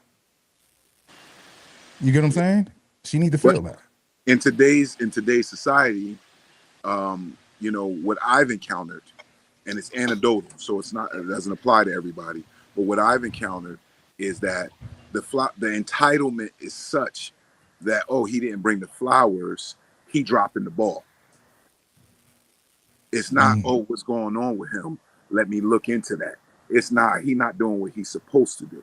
Yes, that's immaturity to me on the woman's part. Yes, in the situation you explaining to me. No, absolutely. Yeah. Absolutely. I think like what you were saying, certain mindsets will allow someone to say, because you didn't continue doing what you were doing, even though I done something wrong, the problem is with you. And it's like, no, I stopped doing it. Like, if for again, I ain't talking about every man, but for the men that I'm talking about, if something stops, that's language. Exactly. That behavior is language. It's saying something. So that's where you have to learn how to hear that language. And the crazy part is, all you really got to do is ask what's going on, because that's what we want to. We want you to open the door to it. Because if we try to tell you, then that's going to be a problem. But if you ask, then I can fall back on, well, you asked the question. I'm not saying that, like, and that for men is playing the game that we often find ourselves having to play with the ladies. Now, if we create a space where, hey, we need to have a conversation because something is off, then you can skip that part, but listen to what men, because men have historically communicated more through action than words. You know what I'm saying? Like paying for things, working, stepping up, all of that stuff is communication. It may not come out his mouth, but he's communicating something, because if you are his woman, he will gladly do that stuff. But when you no longer feel like his woman, it makes that burden heavy. Justin, how do you make that communication a priority? Learn. This conversation has to happen without a fight. How do you get to that point? That requires practice. That requires learning how to communicate with your person and making communication a priority overall. Not just communicating when it's something wrong, but when she's beautiful, tell her. When he looks good, tell him. Make communication normal. So, for me, if I'm dealing with somebody and they do something I like, I name it. I say, hey, I really appreciate you doing this, right? Because I've read different things in psychology, and some of the respected psychologists that I talk about, that I've read, talk about how we are raised with praise. And then we become adults and we pull that away. But this is something your body has internalized over the years. When you get good grades, you're praised, you're rewarded, and then you become an adult and you got to do it. And I do have to do it, but I want to do it for someone who can appreciate it. You know what I'm saying? I'm not saying pat me. I mean, again, rub my beard and we good. But just knowing that this person that I am going out here and literally giving life for, because if you are a hard-working man, you are literally shaving years off by working hard. Even if that's a job that's mentally hard, it can burn you out. And this person means so much to me that I'm willing to burn completely out for this person. The least I can do is be treated like it matters. Because, you know what I'm saying, you can go to a barn and look at a racehorse get brushed and rubbed on, and I can't.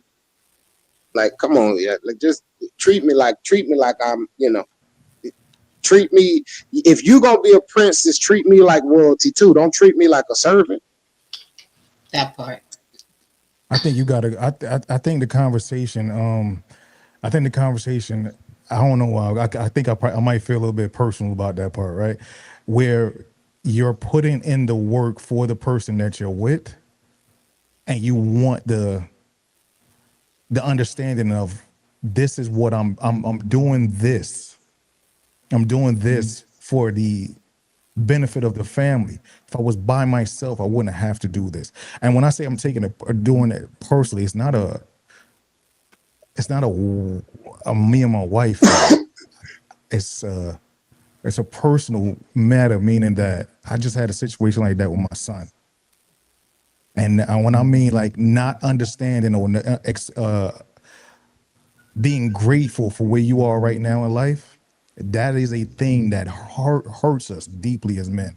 When we are providing for you and doing certain things for you, that hurts us beyond whatever you can do. You won't ever have to pay us back $1. You don't ever have to buy us anything. Be grateful for the life that I'm providing for you. Of course, you never asked to be here. But the things that you have now, everybody don't have that. The things that you're able to do now, everybody can't do that. Show some gratitude for what I'm doing. Because you could live just regular and normal and not have much. But I'm going above and beyond for you. And I feel like the brothers on this panel right now understand the same thing when it comes down to even family, the kids, whatever. But I'm going above and beyond for you. If I didn't have y'all, I wouldn't have to work this hard. My feet would probably be kicked up somewhere. You know what I mean? I make enough money to pay my 1 bedroom rent, and after that, it's all me. After that, so a Right. lot of the gratitude. That's all we ask for. You ain't got to pay me nothing. You don't owe me nothing as my child, but be grateful for where you at. I don't know. I was went off. I got personal with that one. I had that that gratitude. situation with my That's son. good. That's what we're here I for. had that situation with my son. Yeah. But you know what? I wanted to ask a question to the fellas because I think that sometimes conversations like this get taken somewhere. So I want us to answer a question to kind of help others understand. For you as a man, Nate, do you mind telling me 1 or 2 things that get painted on all men that do not represent you or the men in your life? Ask me that again one more time. So, what is something that we hear in culture that gets painted, broad brush painted on all of us, but it doesn't represent us? So, all men cheat, something like that. Shit. One, I used to fit in that category. Mm-hmm. Being truthful as I can. I used to fit in that category. But then it comes a time in life now you're like, all right, cool. Them days is over. And I know you just using that as an example, but just even to say that, like, for me speaking personally, it was true at a certain point in life. But now it's like I wouldn't dare. I got too much to lose. You see what I'm saying? I wouldn't dare. And to answer your question, it's like one thing that gets painted on me that I can't stand is like, a situation meaning being that I never say nothing because I know how men react to this. Oh, I ain't bring it up because I know how men react. Nah, don't put me in that category. I'm way beyond that now. I look at the situation for the situation. I analyze all aspects of why this happened, how could it have happened, what made it happen. I'm one of them people. Come talk to me. Come talk to me. I'm in that space right now. Like, yo, come have a conversation with me. Don't care what it is, my wife, my kids, whoever. Before you do anything, wow, come have a conversation with me. Don't assume anything about my response. And for me, that's one of my pet peeves. Don't put me in Yeah. a category with that situation. And also too, I think I be telling y'all too much personal stuff, bro. Real talk, right? So, like a situation for me too. Like, all right, so I got 2 ladies, 2 different ladies. That's my son's mothers, right? People on the outside believe that we are all supposed to be beefing. I don't like that situation. Don't put me in that situation. We don't beef. We don't argue. We don't fight. No nothing. They hear all the time with me and my wife. Hear all the time. Sometimes they upstairs, and people cannot believe or understand that this is how life is. Yeah, they come in the house. One of them got the fingerprint to come in the house. I don't want to be put in that category where we gotta always have to be fighting because this is what society expects. No, all of us get along correctly. All of us are adults. We understand that life has moved on. We all have a mature sense to us. I don't like getting put in the category like, oh, baby mothers and baby fathers supposed to be beefing, the new wife and the ex-wife supposed to be beefing. No, we live a peaceful life, all of us. And my bad, I be going too personal. But Nah, go for it. Hey, listen, there's a lesson in that. Mm-hmm. That's one of the benefit of communication. Proper communication. There's a benefit in it that sits right in that space. Moose, what about you? I mean, you touched on in the last part. What's the communication part? You know, like a couple things for me. Like one is the communication, where a lot of times it's painted on us as men that we can't communicate, that we can't emote. You know, one of the things that bothers me the most is when women think of us as children. You know, they think of us as an extra child. You know, because I'm not conforming to your every whims or what you want. You know, like I'm not a whole nother human being on the opposite side of this equation. You know, I'm not a child. You couldn't even do half the stuff you do if I wasn't in the picture. So let's just be real. You know what I'm saying? So, and the communication part really drives me. It really bothers me because you can sit down and you could draw a plan. I saw a picture before where they talked about how a man could read an engineering map, right? All the lines that go every which way on a blueprint, on an engineering blueprint, but he can't communicate with you. It's not that he can't communicate with you. Communicating with you is just extremely difficult because you choose to be difficult. I can draw the whole path for our life, but you're going to be the obstacles in that path, not the world, you. So, you know, again, this is anecdotal, right? And we're talking about what, you know, I see painted on men that get painted on me that I don't like, you know? So. Right. Yeah. I think like you, it is the I don't care for the idea that men don't emote either. Because when you do, after you go through the healing process and you do emote, the idea is that you are somehow less than a man. When to me, you become more of an informed man, and you know that it is just better for your blood pressure, diabetes, and central nervous system for you to have a space where you can say what you need to say, because we know that those words, those traumatic words, get trapped in your nervous system and they stay there. They are not leaving just because we do not speak them. And so that expectation of unreal stoicism is problematic, because again, I think men should have a space, especially with their woman, where they can say the things that need to be said, love the way they need to be loved,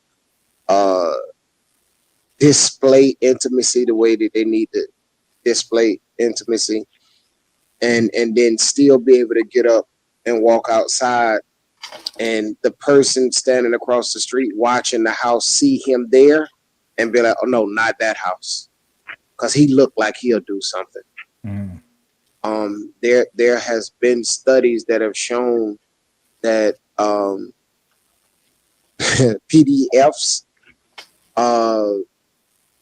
had their eyes on children and women, and then they meet up with a man, and the thing that deterred them from it was that man's presence. So I think a man should have presence. I think it should be,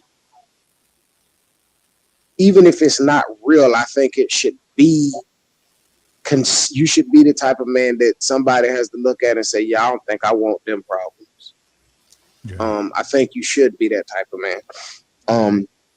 But I also think that the man that the world sees on display and the man that your wife and kids see should be very different. I think your wife and kids should be him. No, he a teddy bear. And then they find out one day, oh wait, no, he's a grizzly bear. He's still a bear, but there's a lot more to dad than you know. You know dad and you know husband. You don't know whatever your insert street name here is. You know what I'm saying? And so, yeah, I would like to, I would say that, yeah, the low expectation of my character and humanity is what I don't care for. Well, you all have added so much information. I'm sitting here and I'm stuck on, next time I'm just going to come introduce y'all and I'm going to go mind my business and just start clicking the comments. I'm staying in the back. And just pop up when you need a woman's opinion. That's what I'm going to do. I am really stuck on the definition that Damien provided, or the different perspective about entitlement. You know, I have to say, like, I'm sitting here and I'm gonna have to replay this because you gentlemen have brought so much sound clarity and language to the real deal of how men feel. And I think we as women need to continue to keep hearing it. Like, it's not something we can just hear one time and walk away. It's a process of unlearning.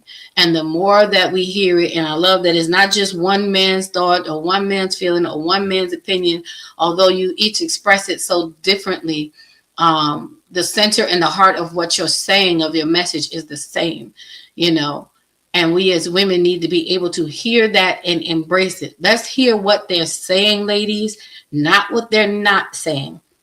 You know, and that's one of the reasons why when it comes to the men's panel, and I don't allow other women up on the panel, except for maybe Coach Theo, who might put a little, you know, bow on it for us ladies who speak a different language.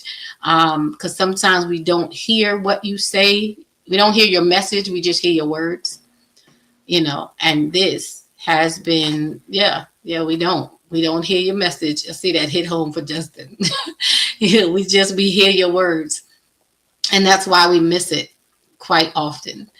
You know, we have to start hearing the message and acting on it, because we are doing more damage to our men than good. And truthfully, we are not living out our created purpose when we are outside of relationship, you know, with our men, I believe. That's just my take. I appreciate it. I appreciate everything that has been said. Like, I'm excited. Damien, your family, and so you're held hostage within here, so you're not gonna get rid of us at all ever. Everyone will tell you they were kidnapped in here, and they love it. We treat you nice. I'm not gonna say you are always welcome, because you're home. You know, you are home. But what I will say is that, again, this space, what I love about this space, and I might be very biased, and I am when it comes to the men's lounge, it is the safety and the freedom to hear and listen, to have the hard conversations and to hear from our men. So I'm not guessing, presupposing, or creating my own narrative on how a man feels, thinks, responds, and what you need. We get to hear it straight from you. I teach my son, listen, no two women are the same, but we all need the same thing. Protection, love, respect, encouragement. We all need that. But for every woman, it's going to look different. How you express it to one is not going to be the same way you express it to others. And how you express it to them is going to look nothing like how you express it to me. Because I'm your mother. They're your mate. The love comes from a different place. The expectations are different. And I think that's also one thing, ladies, as we're wrapping up tonight. One thing, we cannot put father expectations on our husbands and on our mates. He is not here to be my dad. You may take me out of my father's house, but my father didn't start off where you found me. My father started off at ground zero. And my mother being there helped him build to where you found me, to the house you took me out of. So, you know, as we opened up talking about those expectations, that's one of the things, ladies, we have to be willing to put our work in behind our men to build that greatness, you know, that our men came and took us, that those homes. We have to be willing to partner. We have to be willing to step up to support. We have to be willing to listen. And I don't like to say it this way, but I just haven't found the language yet that I really want to replace it with. We have to let them lead. I can't let you do anything because I don't have that power and authority over you as a person. But I also am not here to make it difficult for you to lead. So in my allowing you to lead means that I have to learn how to follow better. And if I can't follow you, then I should not be with you. So That's just my 2 cents on the end of this conversation. Hey Paris, we see you. Yes, I am purplicious because whatever's happening up here in these mountains in which I live, it affects my internet, and I didn't want it to jack up the show, so we just stay in purple for the moment. But we appreciate you. We see you. I just want to again say thank you to you guys. I'm gonna let y'all end in your way. I do want to just mention that next Thursday night is our final night in our month dedicated to the men, but not our final time. We are honoring our men. It's not ending with the month. It's just that this month has been targeted to other men. And next week, we're going to be talking about daddy issues. Now, if you know anything about Thursday nights, it is not always the typical what you think it is not the basic title and topic. When we talk about daddy issues, we are not necessarily talking about, I'm sure we will touch on the issues that people encounter having had their father or not having had a father. But what I really want to talk about is the issues that fathers experience, because that's a point that never gets talked about. We talk about the effects of their presence and their absence, but what about the things that happen in fathers, in dads? What are your issues that the family needs to know about, that you carry, that you don't say anything about because you don't feel safe enough? We don't allow you to be free enough, and we don't partner with you to make it lighter for you. So we're going to be talking about those type of things. I appreciate you guys when you come, because you talk real, you keep it honest, and very transparent. Damien, listen, no, nobody share nothing more transparent and personal than me. So I think that you are really brothers and sisters here, because I tell all my business 1,000%. So just know That's that the humanity side. You just got to right, be human. you People go home. through stuff. People go through stuff. I'm pretty sure Moose and AJ on here on the panel, people that may be in the audience, everybody had something go on this week. Everybody. Yeah. Everybody. I just want you to know you home. Like you are free to say whatever it is you need to say. Because if anybody try to challenge you, don't worry, I got you. These hands will come out of my pockets. Don't worry about it. I love it. I'm playing about my peoples. Gotta protect the peoples.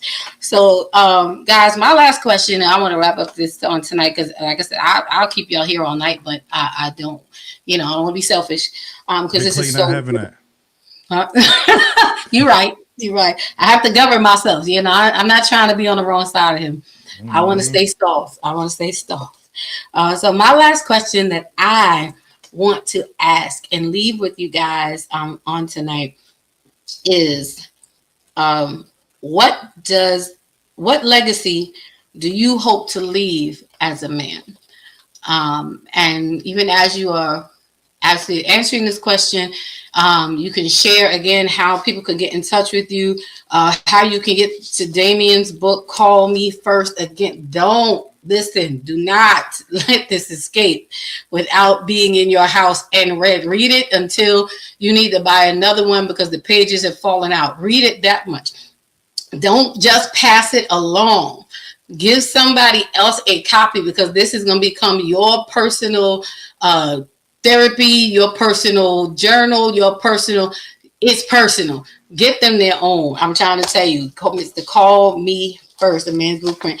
And of course, we're always going to coach courageous vulnerability.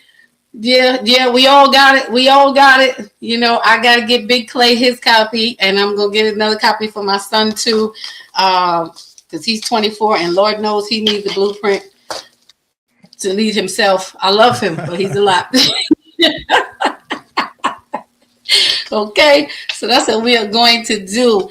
But yes, my question to you guys as we wrap this up is, what legacy do you hope to leave as a man? I'm going to start with Moose, then go to Damien, and then AJ, you can wrap it up and close us out. I'm going to go fade to black and just play the music when you're done.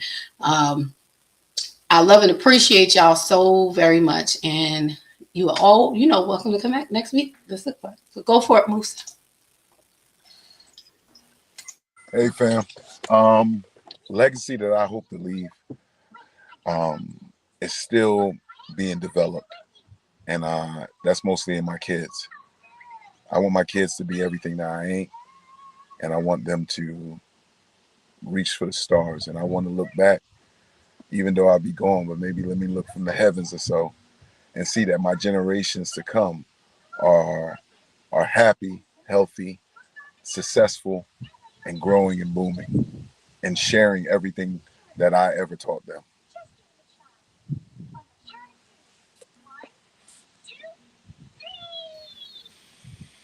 It's on you, Damien. Mr. Oh, it's Call me. Me First. Yeah. The legacy that I want to leave. I want to leave the legacy of a legacy saying that pretty much I've done so much, I've provided so much, I've shown you so much, I've opened my heart to you so much that I can't be compared with. And what I mean by that is like nobody, based on the things and the impact that I've had on your life, anybody that I deal with, I can't be compared to anybody. I have set the standard. I have set the level. I have set the bar. And this is that's the legacy that I want to leave. I want when I'm gone, you still hear my voice. You still hear my advice. You still would say to yourself, what would Damien do? Because he has led us to where we are right now, and this is a great place. So that's my whole thing. I want to leave a legacy that just can't be compared to, and that's me. For me, I want to leave a legacy for my kids and whoever I ultimately end up with. I want them to experience the love that I truly have for them. I'm trying to make money more than I need at any given time. I'm fighting for it, but that may or may not happen. If it does, great. And if it doesn't, I still want them to experience a love that allows their self-worth and confidence to be unshakable. So if anything, I want to leave my kids having experienced love, not the gushy stuff, but that they were taught, that I tried to protect them with teaching, that I tried to provide information that allowed them to live a life better than the life that I leave them with, and that they know and have experienced the type of love that makes them where they don't allow just anybody to come in and treat them any kind of way. I got all girls, and so that the legacy I want to leave is that my daughters will be able to say that they have experienced the love of their father, and any man that loves them is going to have to love them. He's not going to be able to come in and say it with his mouth, but his actions are going to have to line up. And I want them to be able to, I want whoever they end up with to ultimately thank me for how I taught them to love him also, because I don't want my daughters to come in and just take. I want them to be givers of love, and that would be the legacy that I want to leave behind. I want to leave a legacy of love.